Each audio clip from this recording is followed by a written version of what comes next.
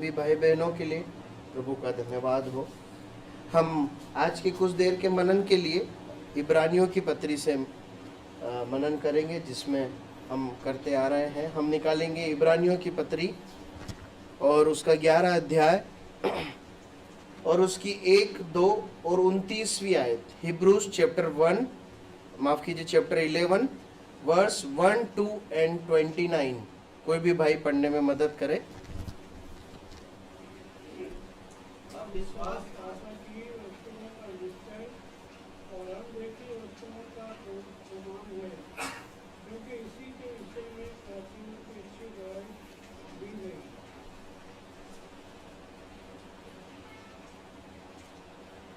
विश्वास ही से लाल समुद्र के पार ऐसे उतर गए जैसे किसी भूमि पर, और जब मिस्रियों ने वैसे ही करना चाहा तो सब दूर हुए। पिछले सप्ताह हमने 28वीं आयत तक अध्ययन किया था और हमने वहाँ पर मुख्य रूप से 2 बातों को देखा था। बताएंगे आप? 2 बातों के बारे में हमने बातें की थी। उन फसह का पर्व था और वो लहू को लगाए जाने की जो विधि थी, है ना, उस विधि का हमने उसके संदर्भ को लेते हुए, उस भाग को पढ़ते हुए कई महत्वपूर्ण बातों को सीखा था।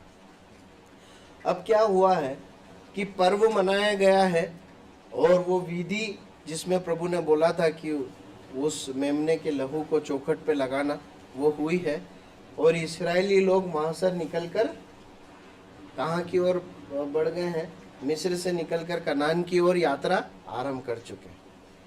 उसके बाद इब्रानियों का जो लेखक है वो 29वीं आयत में आता है और उस यात्रा की एक घटना का जिक्र करता है। कौन सी घटना है?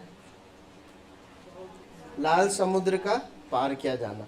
और उसके बारे में वो इस प्रकार कहता है कि विश्वास ही से उन्होंने लाल समुद्र कैसे पार कर लिया? जैसे सूखी भूमि। तो आज के अध्ययन में हम उस घटना को पढ़ेंगे और परमेश्वर का आत्मा जैसे हमें सिखाए हम उनसे बातें करेंगे। देखिए, एक बार फिर जरूरी है कि हम इस संदर्भ को समझे। यहूदी विश्वासियों को उनके विश्वास में बने रहने के लिए, मजबूती से उसमें स्थिर रहने के लिए लेखक उन्हें उन्हीं के पूर्वजों के व्यवहारिक जीवन की बातों को बता रहा है। ये जो यहूदी विश्वासी थे, इन्होंने प्रभु यीशु मसीह पर विश्वास किया था, इन्होंने यहूदी धर्म का इनकार किया था और अब इनके पास जो है चुनौती थी, इनके पास सताव था कि ये वापस उस पुराने यहूदी धर्म में लौट जाएं। लेखक इन्हें इनके विश्वास को बल देता है और लेखक मुख्य रूप से इस 11वें अध्याय में जब यहूदी विश्वासियों को संबोधित कर रहा है तो उनके सामने कुछ धार्मिक गतिविधियों को नहीं रख रहा है। धार्मिक और व्यवस्था की बातों को आधार रख के कुछ नहीं समझा रहा है, वो पहले समझा चुका।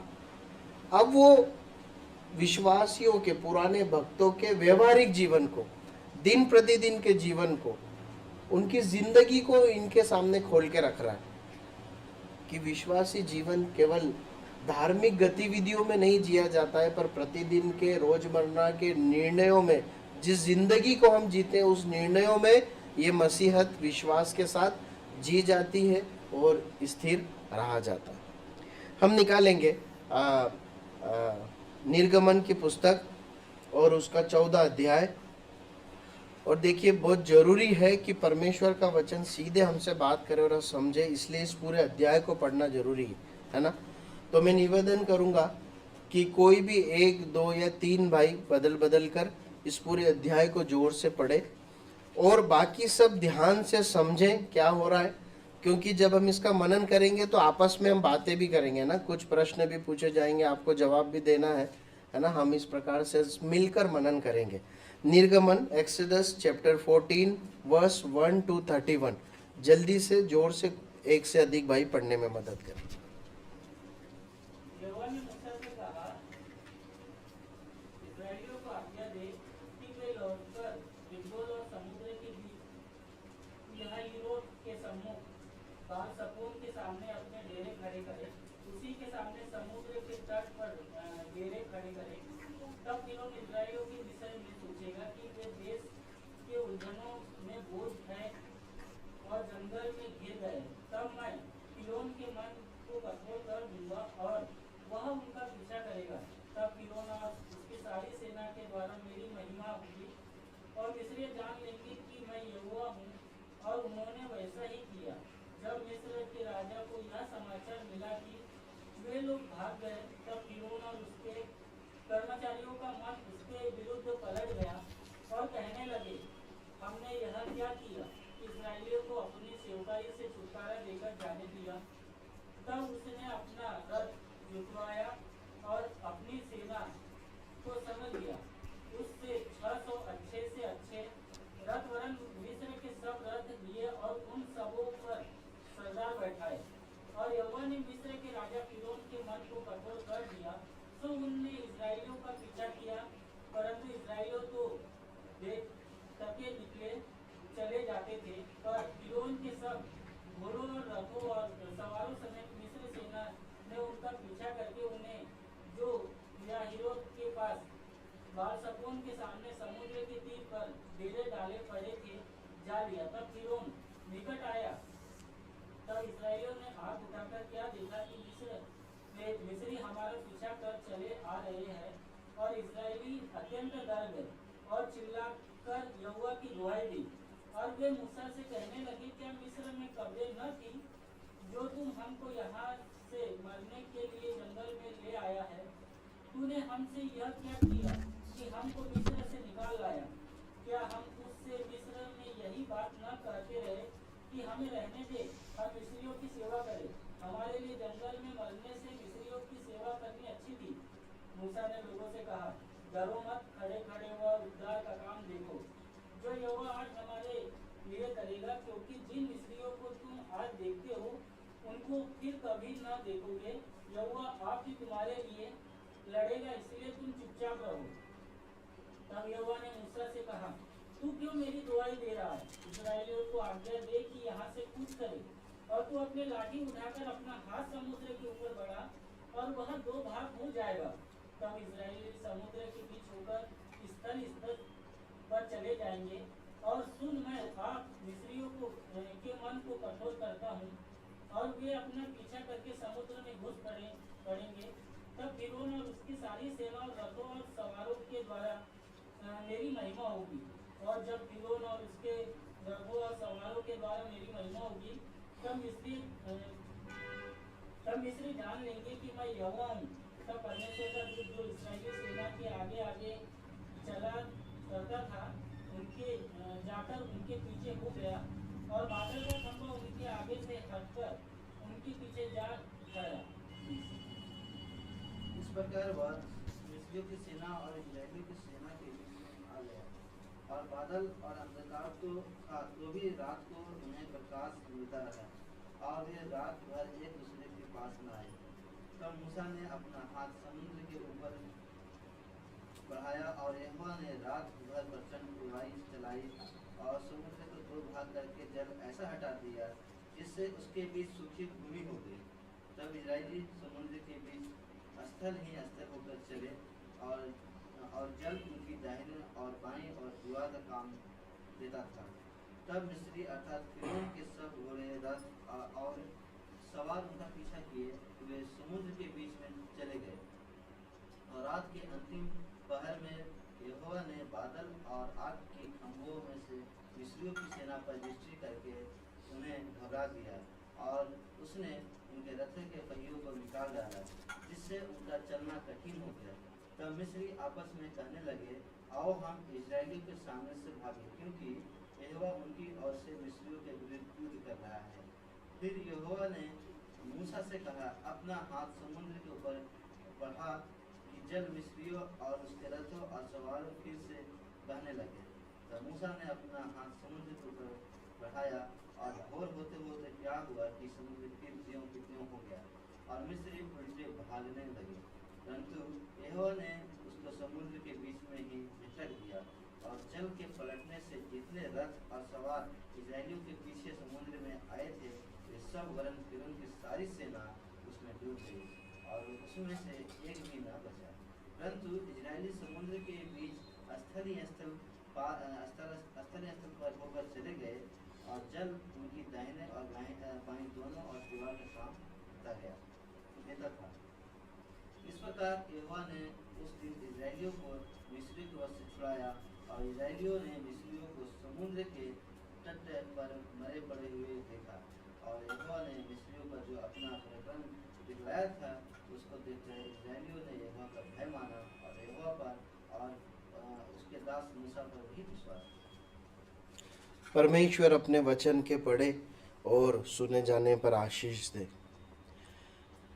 विश्वास क्या है और विश्वास के साथ मसीह जीवन कैसे जिया जाता है, हम उस विषय में अध्ययन कर रहे हैं इन दिनों में। विशेषकर ये जो घटना है ये मसीही लोगों के विश्वास के बारे में या विश्वास के साथ कैसे जीवन जिए या विश्वास कैसे हम अपने दैनिक जीवन में लागू कर सकते हैं, उस संबंध में कई महत्वपूर्ण पाठों को सिखाता है।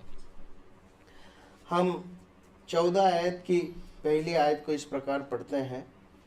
और यहोवा ने मूसा से कहा, इस्राएलियों को आज्ञा दे कि वे लौटकर मिग्दोल और समुद्र के बीच पीहाहीरोत के सम्मुख बालसपोन के सामने अपने डेरे खड़े करें।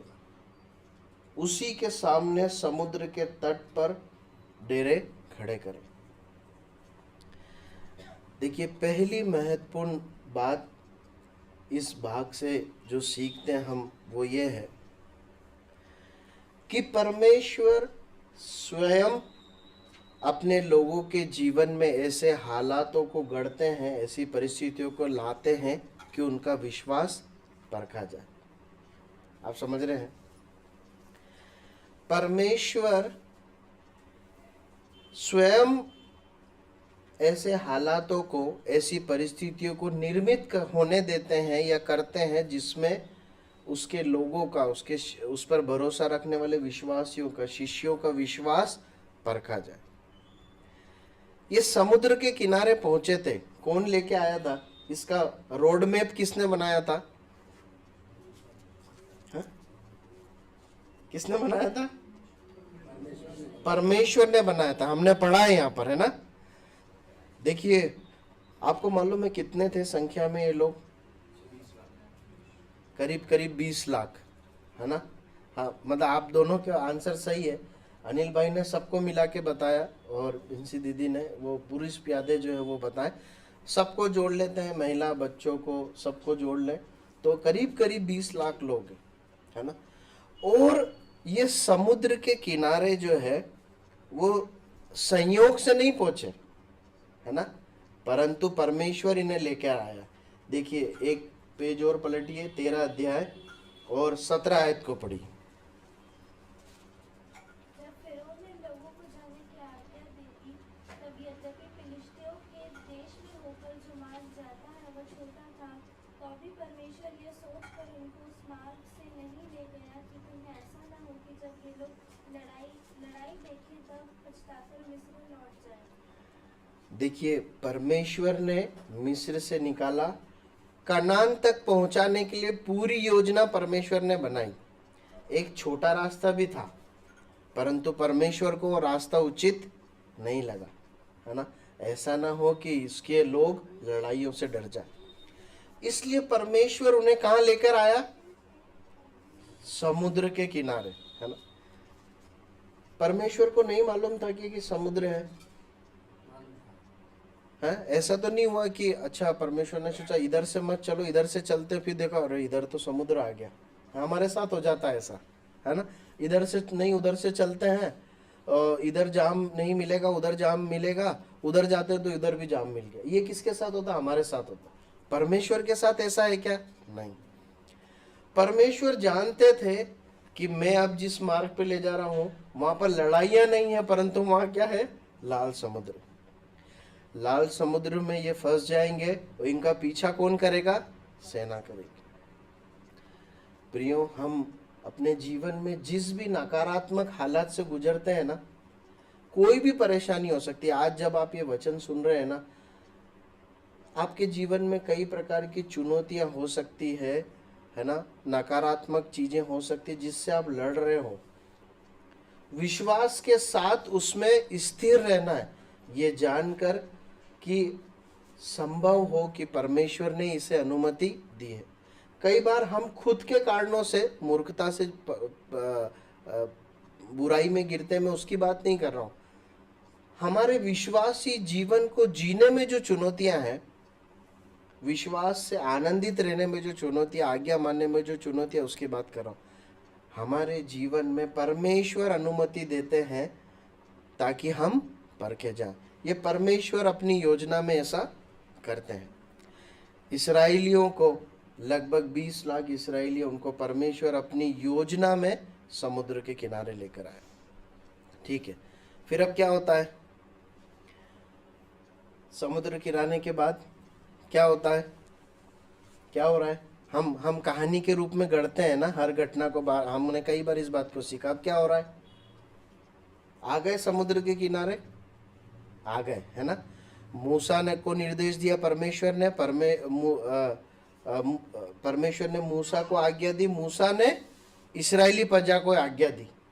सब जो पुरने थे सब उनको समझाया, तो 20 लाख लोग आज्ञा मानकर कहाँ आ गए? समुद्र के किनारे आ गए। अब क्या हो गया? क्या हुआ? पहुंच गए। 10वीं आयत पढ़िए, क्या हुआ?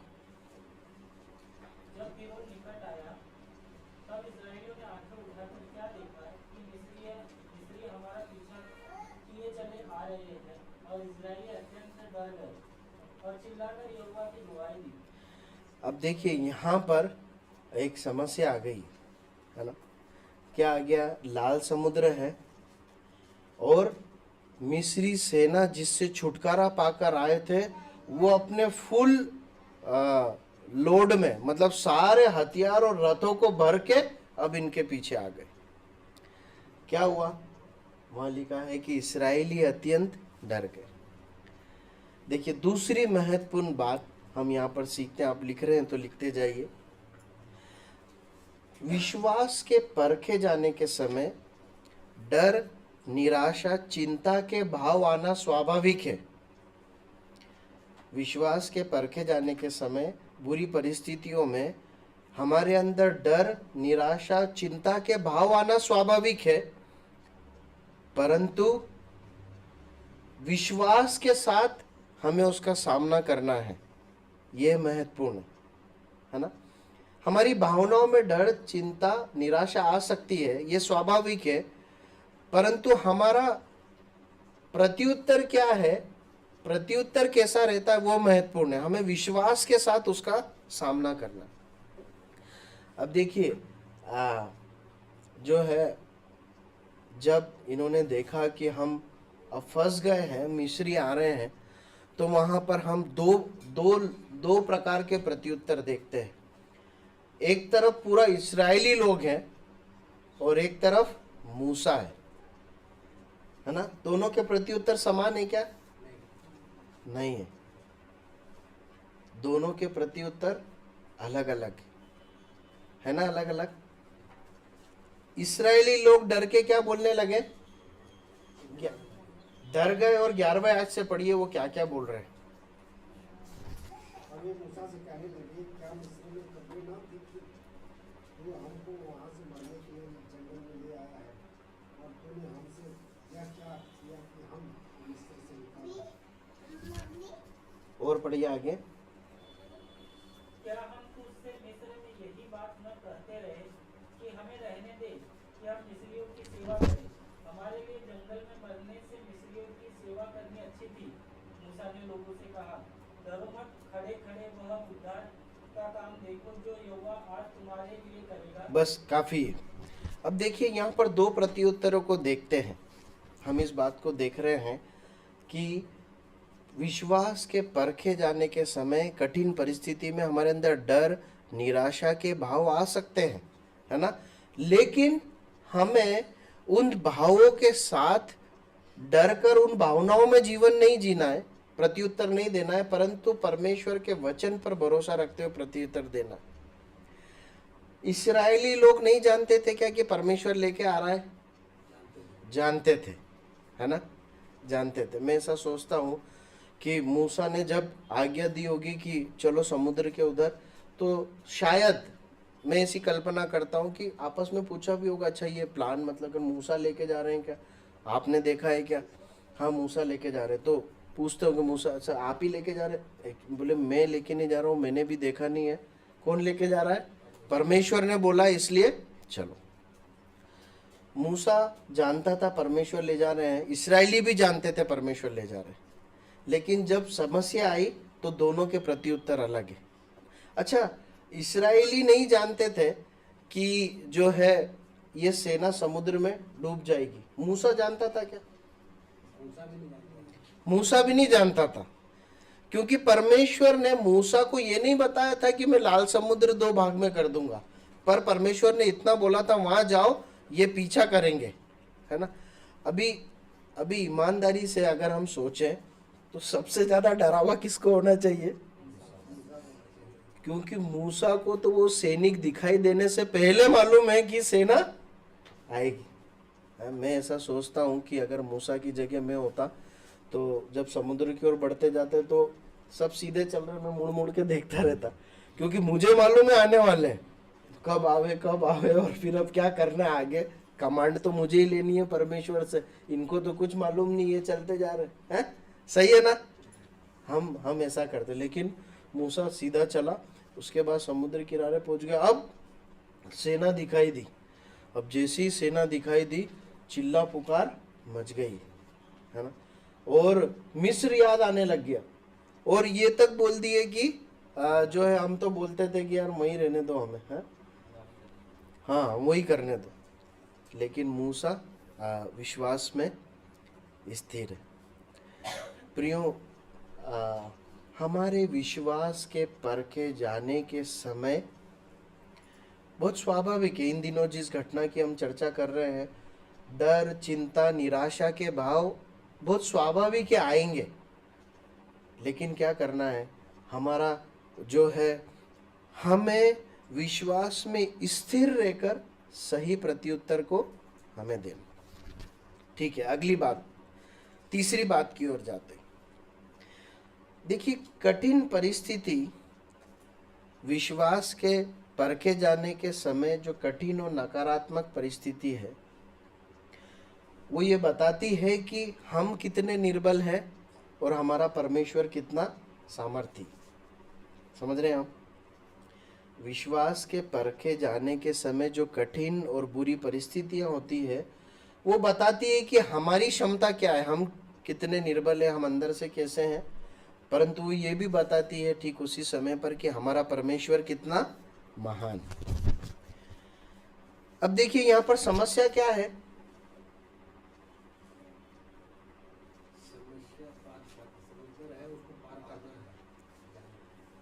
समुद्र है, पार करना है, ये समस्या है। राकेश भाई ने बताया, आप सभी राकेश भाई के साथ है? कोई है जो राकेश भाई के साथ नहीं है और उसके अलग कोई मत में है? क्वेश्चन ये है कि यहाँ पर समस्या क्या है? इस समुद्र है ना। देखिए जो है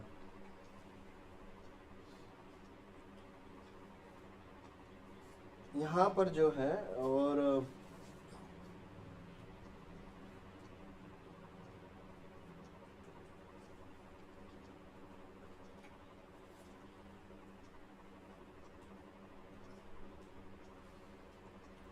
हाँ, हम यहाँ पर देखते हैं कि वो लोग समुद्र के किनारे पहुंच गए, है ना। अगर समुद्र ही उनके दिमाग में होता तो पहले से वो शिकायत करते। शिकायत कब शुरू करी उन्होंने, है ना। तो समुद्र पहले भी था, पर उससे डरे नहीं। डरे कब? जब पीछे से सेना आ गई, है ना।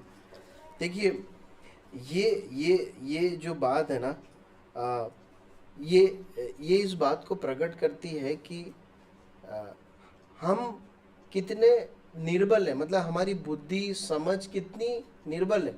ये विचार पहले भी आ सकता था पर नहीं आया। कब आया? जब जो है इस्राएली सेना आ गई, ठीक है। और जो हम देखते हैं कि जब इस्राएली सेना आ गई तभी उनका प्रत्युत्तर क्या है? कुड़कुड़ा रहे। अब उस हालात में हम परमेश्वर के कार्य को देखते हैं, है ना। देखिए इसकी 10 आयत हमने पढ़ी ना, उसके बाद 13 आयत भी पढ़ लीजिए। मूसा ने लोगों से कहा, डरो मत, खड़े खड़े वह उद्धार का काम देखो जो यहोवा आज तुम्हारे लिए करेगा, क्योंकि जिन मिस्रियों को तुम आज देखते हो उनको फिर कभी ना देखो। देखिए एक और महत्वपूर्ण बात हम यहाँ सीखते हैं कि पहली बात हमने देखी कि विश्वास के परखे जाने के समय ये प्रकट होता है कि हम कितने निर्बल हैं, लेकिन साथ ही ये प्रकट होता है हमारा परमेश्वर कितने सामर्थी। इस घड़ी में वो उस सामर्थ को देख पाए जिसको अभी तक नहीं देखा था, है ना। देखिए आपने कभी ऐसा सुना है क्या, या आपने मन में सोचा है क्या, छोटा विश्वास बड़ा विश्वास सुना है? ऐसी बातें सुनी है, की है कभी आपने?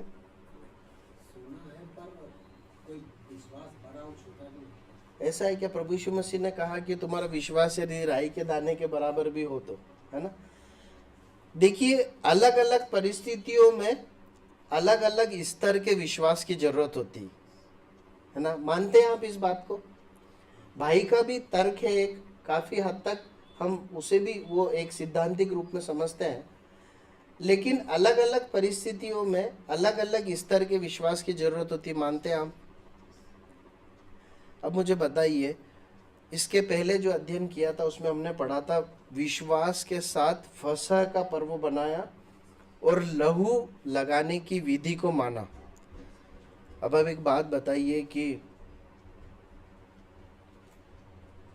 अब एक बात बताइए कि विश्वास के साथ पर्व बनाना आसान है या विश्वास के साथ लाल समुद्र पार करना आसान है? कहां पर बड़े विश्वास की जरूरत है ना। क्यों? क्योंकि पर्व बनाने में क्या मेहनत करनी है? कुछ नहीं। मतलब ये कैसी मेहनत है कि परमेश्वर ने बोला है ये पर्व बनाओ, लहू लगाओ, मैं छुड़ा दूंगा, ठीक है।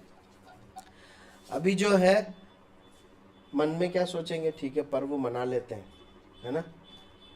नी भी छुड़ाया तो क्या गया, आप समझ रहे हैं, है ना।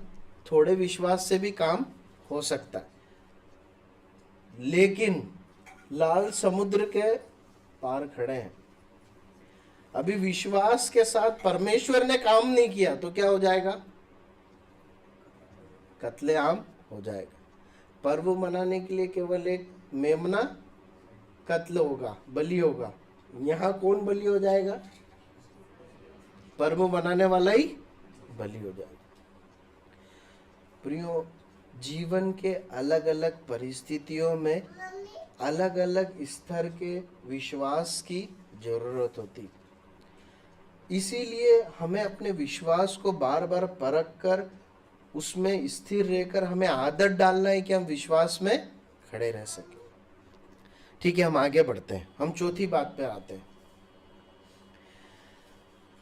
विश्वास के परखे जाने के समय हमारा प्रत्युत्तर सही होना बहुत जरूरी।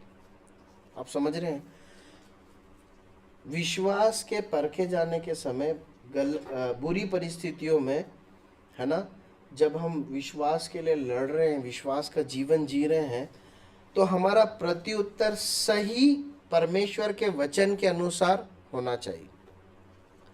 इस घटना में किसी को देखते हैं कि हम परमेश्वर के सम्मुख सही प्रत्युत्तर देते हुए? क्या किया मूसा ने? दो बातें की उसने।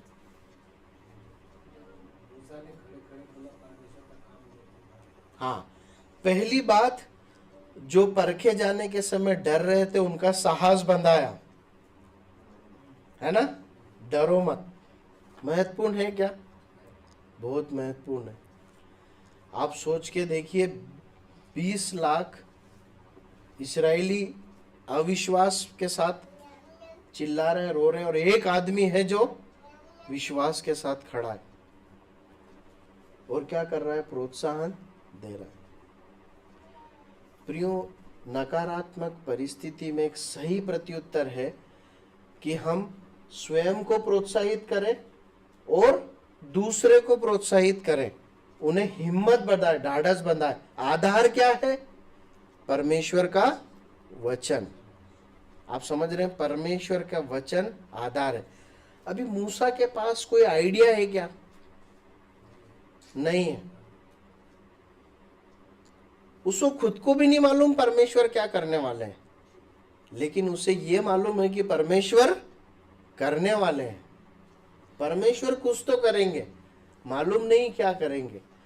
उस विश्वास के आधार पर कि परमेश्वर जीवित है, वही हमें लेकर आया है और वो जरूर कुछ करेगा, वो क्या कर रहा है? हिम्मत बंधा रहा है। पहली बात, हमारा प्रत्युत्तर सही होना चाहिए। उसमें हम यहाँ सीखते हैं हमें हिम्मत नहीं हारना, हमें ढाढ़स बनाए रखना और दूसरा का भी ढाढ़स बढ़ाना। दूसरी बात क्या कर रहा है वो? 15वीं आयत पढ़िए, क्या लिखा है? तब यहोवा ने मूसा से कहा, तू क्यों मेरे दोहाई को दे रहा है? इस्राएलियों को तू क्यों मेरी दोहाई दे रहा है? मतलब मूसा क्या कर रहा था? परमेश्वर की दुहाई दे रहा था, मतलब वो प्रार्थना कर रहा था, है ना? प्रार्थना कर रहा था। ये दूसरा प्रत्युत्तर होना चाहिए जब हम नकारात्मक परिस्थितियों से गुजरते हैं, जब ऐसा लगे कि मेरे हाथ में अब कुछ नहीं है, निराशा है, डर है, हिम्मत रखकर, विश्वास रखकर क्या करना? प्रार्थना करना। मूसा को मालूम था ये सब होगा, परमेश्वर ने बोला था मैं उनके द्वारा महिमा लूंगा, फिर भी जाकर परमेश्वर से बोल रहा, परमेश्वर अब आगे आप संभालिए। देखिए कैसे प्रार्थना करना। फिलिपियों 4, 6 और 7 जल्दी से पढ़ें, हमारा समय तेजी से जा रहा है। फिलिपियों 4, 6, 7 और एक भाई निकाले याकूब 1 का 3। किसी भी बात की चिंता मत करो, परंतु हर एक बात में तुम्हारे निवेदन, प्रार्थना और विनती के द्वारा धन्यवाद के साथ परमेश्वर के सम्मुख उपस्थित किया जाए। तब परमेश्वर की शांति, जो समझ से बिल्कुल परे है, तुम्हारे हृदय और तुम्हारे विचारों का मसीह यीशु का सुरक्षित रखेगी। देखिए, किसी भी बात की चिंता मत करते हुए, धन्यवाद देते हुए प्रभु के सम्मुख उस प्रार्थना को रख देना, है ना? उससे क्या होगा? वहां लिखा है क्या होगा, जो बहुत महत्वपूर्ण है हमारे लिए। क्या होगा? जब 7वीं आयत, परमेश्वर की शांति जो समझ से बिल्कुल परे है। जब आप प्रार्थना करोगे तब परमेश्वर की शांति जो समझ से परे है, क्या करेगी?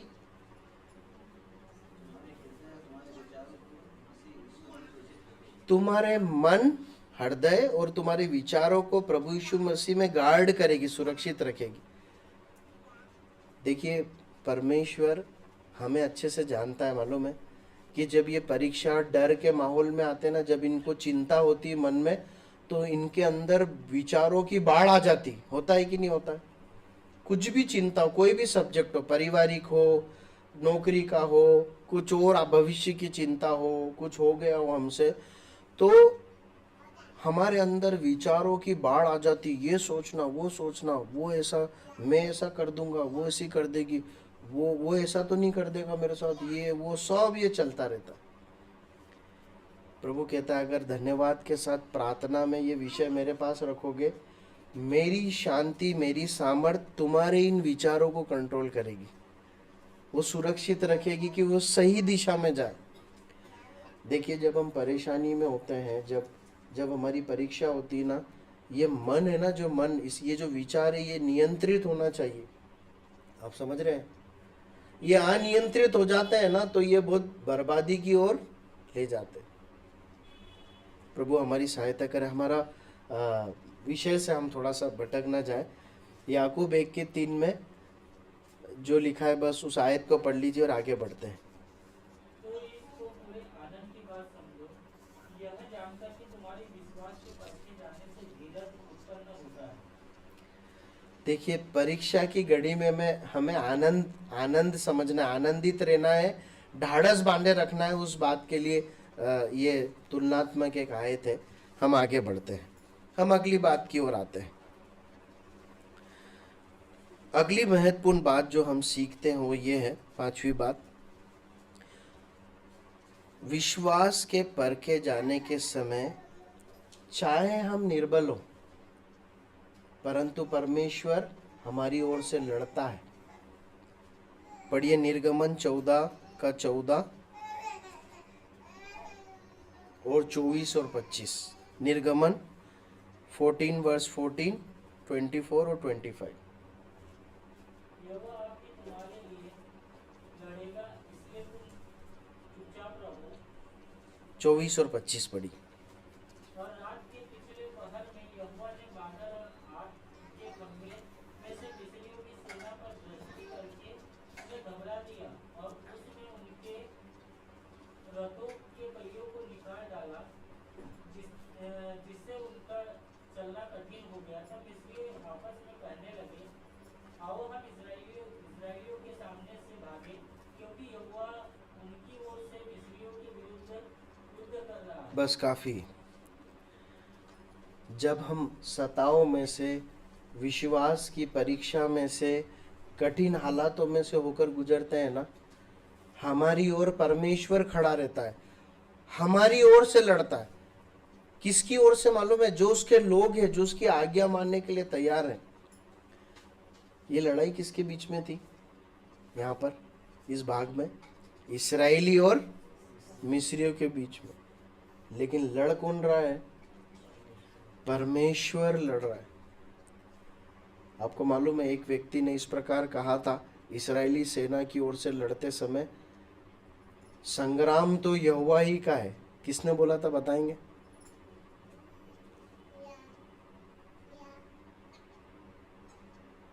बताएंगे किसने बोला था? दाऊद ने बोला था। किससे लड़ने जा रहा था? गोलियत से लड़ने जा रहा था। उसने इस बात को कहा था कि ये जो युद्ध है ना, ये युद्ध परमेश्वर का युद्ध है, और तूने जीवित परमेश्वर की प्रजा को ललकारा। ये संग्राम परमेश्वर का। प्रियो, एक बात याद रखें, सदियों से परमेश्वर का वचन एक सिद्धांत को सिखाते आया है कि जो लोग परमेश्वर के लोगों के विरोध में खड़े होते हैं ना, अंततः वो पता है किसके विरोध में खड़े हो गए? वो परमेश्वर के विरोध में खड़े हो गए। परमेश्वर के लोग कभी बदला नहीं लेंगे, क्योंकि परमेश्वर ने उन्हें मना कर रखा है ना। परमेश्वर ने उन्हें प्रार्थना करने, क्षमा करने, प्रेम करने के लिए कहा है, और परमेश्वर ने कहा है बदला मैं लूंगा। इसलिए निराश नहीं होना है। लड़ाई यहोवा की है, हमारे परमेश्वर की है। जब हम परीक्षा में से होकर गुजरते, परमेश्वर हमारी ओर होकर हमारी सहायता करता है, हमारी ओर से लड़ता है। अगली बात को सीखते हैं। सच्चा मसीही विश्वास कठिन रास्तों को भी सरल बना देता है। सच्चा मसीही विश्वास कठिन रास्तों को सरल बनाता है, या फिर कठिन रास्तों पर सरलता से चलने में मदद करता है। आप समझ रहे हैं? सच्चा मसीही विश्वास कठिन रास्तों को सरल रास्तों में बदलता है, एक बात, और दूसरी बात कि रास्ते कठिन है पर चलना सरल होगा। जब भी हम कठिन, बुरी, नकारात्मक परिस्थिति में होकर गुजरते हैं, हम परमेश्वर पर भरोसा रखते हैं, हम सही करने के लिए तैयार हैं और हम परमेश्वर के सम्मुख प्रार्थना में चीजों को रख देते हैं, तो परमेश्वर या तो उन कठिन परिस्थितियों को बदलकर सरल बना देगा ताकि हम आसानी से जा सके, होकर गुजरे, या फिर उस कठिन परिस्थिति में हमारा चलना आसान कर देगा। आप समझ रहे हैं यहां पर क्या हुआ है? इन दोनों में से यहां क्या हुआ है इस घटना में? जल्दी बताइए। चलना आसान कर दिया और दोनों चीजें हुई है। कठिन रास्ता था, सरल हुआ कि नहीं? हो गया। रास्ता कठिन था, समुद्र में चल नहीं सकते, परमेश्वर ने रास्ते को सरल बना दिया और आसान भी किया ना, क्योंकि भूमि को भी सूखा दिया। प्रियो, ये जो बातें हम सीख रहे हैं ना, ये मैं अपने मन की बातें नहीं बता रहा हूं, परमेश्वर का वचन हम सबको ये सिखा रहा है। परमेश्वर जानता है कब कठिन रास्ते को सरल करना है और कब कठिन रास्ते में सरलता से चलाना है। दोनों अलग अलग बातें है ना। परमेश्वर निर्णय लेते हैं, परमेश्वर की इच्छा है तो दोनों करते हैं, परमेश्वर की इच्छा है तो कभी कभी एक करते हैं। या तो वो परिस्थिति बदल देंगे, सरल कर देंगे, या फिर हमें मजबूत कर देंगे कि हम सरलता से चल सके। एक बहुत सालों पहले एक कहानी शायद किसी ने मुझे सुनाई थी या मैंने कहीं पढ़ी थी, मुझे नहीं मालूम वो सत्य है कि नहीं। मैंने कहानी की पुस्तक में शायद उसे पढ़ा था, तो मैं नहीं जानता वो सत्य है नहीं है, पर वो बहुत प्रोत्साहन से भरी है, इसलिए मैं आपको सुनाता हूँ। एक बार जो है एक संडे स्कूल टीचर जो है बच्चों को लेकर किसी जगह पर पिकनिक पे गए। अब हुआ क्या कि पिकनिक के जिस स्थान पर वो थे वहाँ बारिश नहीं हो रही थी, लेकिन कहीं दूर कहीं बारिश हो रही थी। तो जो नदी थी उसमें बाढ़ आ गई, पानी आ गया। ठीक है, तो ये उस जगह पर फंस गए, जैसे कोई टापू में फंस जाए वैसे फंस गए। अब ये जो हैं, जो टीचर थे, ये कोशिश करने लगे कहीं से भी किसी और दूसरे लोगों से संपर्क हो ताकि बचा जा सके। तो वहाँ पर एक लड़की थी, छोटी लड़की, उसने बोला कि आप तो संडे स्कूल टीचर हैं, आपने हमें कहानी पढ़ाई थी मूसा की, तो परमेश्वर ने लाल समुद्र पार कर दिया था, तो आप प्रार्थना करो ये नदी जो है पार हो जाएगी। तो संडे स्कूल टीचर बोलते हैं कि मैं मूसा थोड़ी ना हूँ कि ऐसा हो जाए। तो वो लड़की बोलती है, तो क्या मूसा था जिसने वो लाल समुद्र पार करा था? अब जो टीचर हैं वो थोड़े से असहज हो जाते हैं, तो बोलते हैं ठीक है, आप प्रार्थना करो, हम सब आमीन बोलेंगे, है ना, आप प्रार्थना करो। तो बच्ची जो है अपने टूटे फूटे शब्दों में प्रार्थना करती है कि परमेश्वर जो है, हम फंस गए हैं और हमने आपके वचन में पढ़ा था, आपने समुद्र में से रास्ता बना दिया था, आप बना दीजिए, हम चले जाए, और प्रभु यीशु मसीह के नाम से मांगते हैं आमीन।